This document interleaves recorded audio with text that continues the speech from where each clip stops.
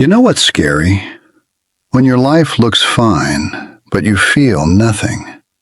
Music doesn't hit, food tastes flat, even a small win feels empty.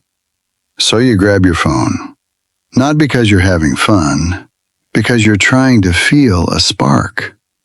And if you're stuck in that loop, you start blaming yourself. You call it laziness. You call it low motivation. But what if it's not your character? What if it's your brain's reward system getting drained? Today I'll explain something most people never name. It's called dopamine debt. And I'll give you a simple daily routine to fix it, without extreme detox, without drama. Just a reset that actually fits real life. Let's name it. Dopamine debt. It means you keep taking tiny loans of pleasure now, and you pay it back later with boredom and numbness. Think of it like this. If your brain gets huge rewards all day, fast, loud, easy, then normal rewards start feeling weak. Your brain doesn't say, "Wow, I'm grateful." It says, "That's not enough." So you chase more scrolling, more snacks, more noise. And the scariest part? You can still function. You can still go to work, reply to people, but inside everything feels muted. That's why this is so common and so hidden. Quick science in simple words. Dopamine is not happiness. Dopamine is drive. It's go energy. It pushes you toward rewards. When dopamine is balanced, normal life feels rewarding. A walk feels good. A shower feels refreshing. A conversation feels real. Work feels doable. Not easy, but doable. But when your brain gets constant dopamine spikes, your baseline drops. That means your normal level of motivation and pleasure goes down. So the things that used to feel okay feel boring. And the only thing that still hits is the fast stuff. That's the debt. Now let's be honest about modern life. Your brain was not built for this much stimulation. Endless short videos, nonstop notifications, sugar and energy drinks, gaming and late-night screens, and stress on top of it all. These are not bad once in a while. The problem is frequency. No recovery, no silence. No boredom. Your brain never gets a chance to reset. So even when you rest, it doesn't feel like rest. It feels like you're still hungry. Like you need one more thing. That's not weakness. That's conditioning. Here's the trap that keeps people stuck.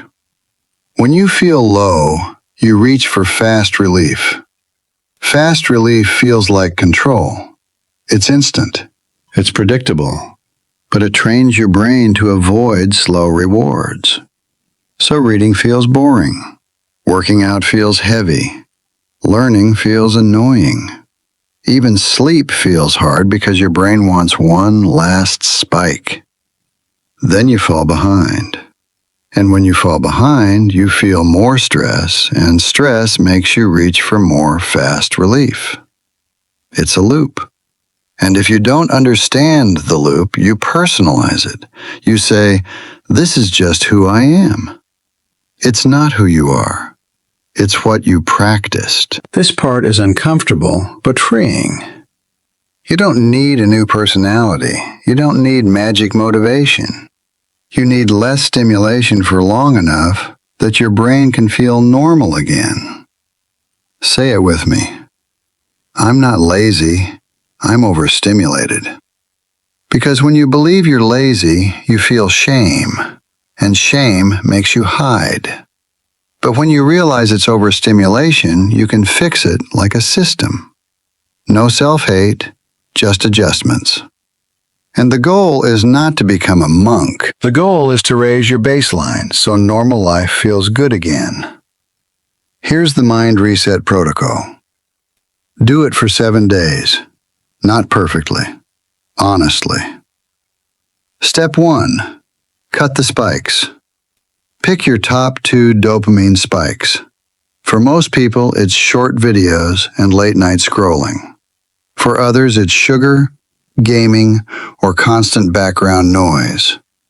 Your job is not to delete your whole life. Your job is to reduce the biggest spikes first. And here's the simplest rule that changes your day. No phone for the first 60 minutes after waking up. Not less phone, no phone. Because the first hour sets your brain's baseline for the whole day. If you start with spikes, you'll crave spikes all day. Step 2. Add one slow reward every day. This sounds boring. That's the point. Do one small, low-stim task on purpose. A 10-minute walk, 10 minutes cleaning, 10 minutes reading, or one focused work sprint. When you do this, you're teaching your brain. Simple effort is safe. Simple effort is rewarding. And in the beginning, your brain will complain. It will say, "This is pointless." That is dopamine debt talking. Don't argue with it. Just do the 10 minutes. Then stop. You're building trust with your own nervous system. One small rep per day.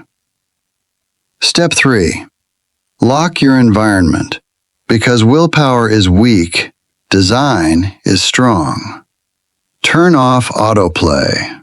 Turn off notifications for everything except real humans. Move addictive apps off your home screen.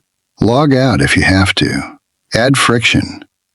And if you can do one powerful change, charge your phone outside your bedroom.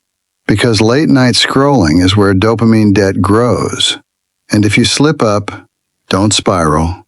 No, I ruined it. Just reset the next hour. The real skill is not perfection. The real skill is recovery. That's how you rebuild your baseline. Day 1 to day 3 might feel worse, more restless, more bored, more irritated. That's not failure. That's withdrawal. Cravings are not commands. They're sensations. They rise and they fall. And then something strange happens. Food tastes better. Music feels real again. You start wanting to do things without forcing yourself. Not because life changed, because your baseline came back. You didn't lose your spark. You buried it under noise. Try this for 7 days. If you're doing it, comment reset and tell me your biggest spike. Short videos, sugar, gaming, or late-night scrolling. Subscribe for more Mind Reset protocols.